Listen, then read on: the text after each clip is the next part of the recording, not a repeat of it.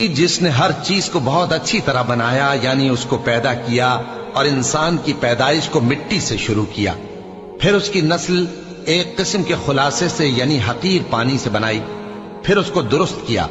फिर उसमें अपनी तरफ से रूह फूंकी और तुम्हारे कान और आंखें और दिल बनाए, मगर तुम बहुत कम शुक्र करते हो।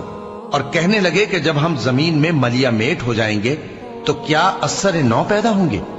हकीकत यह है कि ये लोग अपने परवरदिगार के सामने जाने ही के कायल नहीं। कह दो कि मौत का फरिश्ता जो तुम पर मुकर्रर किया गया है तुम्हारी रूहें कब्ज कर लेता है, फिर तुम अपने परवरदिगार की तरफ लौटाए जाओगे और तुम ताज्जुब करो जब देखो कि गुनाहगार अपने परवरदिगार के सामने सर झुकाए होंगे और कहेंगे कि ऐ हमारे परवरदिगार, हमने देख लिया और सुन लिया, तू हमको दुनिया में वापस भेज दे कि नेक अमल करें, बेशक हम यकीन करने वाले हैं।